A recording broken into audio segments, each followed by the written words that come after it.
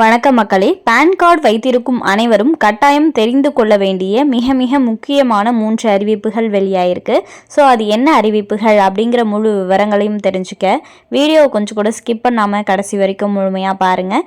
இதுதான் முதன்முறையாக நம்ம வீடியோவை பார்க்குறீங்கன்னா மறக்காமல் நம்ம சேனலை சப்ஸ்கிரைப் பண்ணிவிட்டு அந்த லைக் பட்டனை தட்டி விட்டுருங்க. வாங்க வீடியோக்குள்ளே போகலாம்.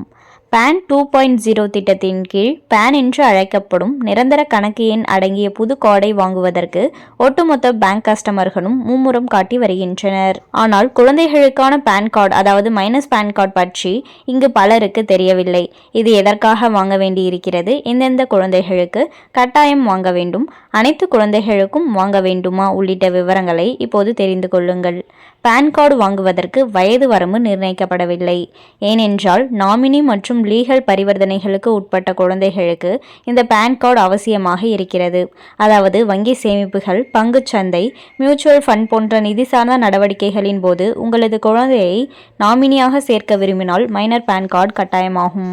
அதேபோல பெற்றோர்கள் அவர்களது குழந்தைகளின் பெயரில் நேரடியாக முதலீடு செய்ய திட்டமிட்டாலும் அவர்களும் மைனர் பான் கார்டு வாங்குவது கட்டாயமாகும். ஆகவே உங்களது குழந்தைகளுக்கு 18 வயது ஆகும் முன்பு அவர்களை நாமினியாகவோ அல்லது நேரடி முதலீட்டுக்கு உட்படுத்த இருந்தாலோ நீங்கள் முன்கூட்டியே மைனர் பான் கார்டு வாங்கி வைத்துக் கொள்வது நல்லது. இந்த முதலீட்டு நடவடிக்கைகள் மட்டுமல்லாமல் மைனர்களின் வருமானமும் பான் கார்டு வாங்குவதை கட்டாயமாக்குகிறது. அதாவது 18 வயதுக்கு முன்னதாகவே விளையாட்டு, நடிப்பு போன்றவற்றின் மூலம் சொந்தமாக வருமானம் பெறும் குழந்தைகளுக்கும் மைனர் பான் கார்டு கட்டாயமாகும்.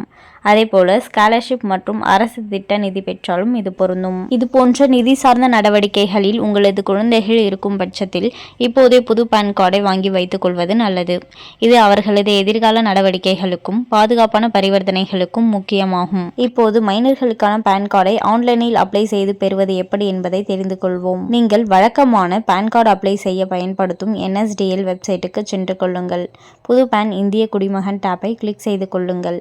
இப்போது கீழே தள்ளினால் தனிநபர் அதாவது இண்டிவிஜுவல் டேப் தோன்றும். இதை கிளிக் செய்து கொள்ளுங்கள். இந்த ஸ்டெப்பில் உங்களது குழந்தைகளின் விவரங்களை கொடுக்க வேண்டும். ஆகவே எந்த தவறும் இல்லாதபடி பிறந்த தேதி, மொபைல் நம்பர் மற்றும் இமெயில் ஐடி உள்ளிட்ட விவரங்களை கொடுத்து விடுங்கள். மொபைல் நம்பர் மற்றும் இமெயில் பெற்றோருடையதாகவும் இருக்கலாம். இதற்கு பிறகு உங்களது குழந்தையின் மாநிலம், மாவட்டம், இருப்பிடம், முகவரி போன்ற விவரங்களை கொடுக்க வேண்டியிருக்கும். இப்போது கொடுக்கப்பட்ட விவரங்களுக்கான ஆவணங்களை அப்லோட் செய்ய வேண்டிய ஸ்டெப். ஆகவே நீங்கள் கொடுத்த விவரங்கள் அடங்கிய ஆவணங்களை ஸ்கேன் செய்து அப்லோட் செய்து கொள்ளுங்கள். அதேபோல உங்களது குழந்தையின் புகைப்படம் அப்லோட் செய்ய வேண்டும்.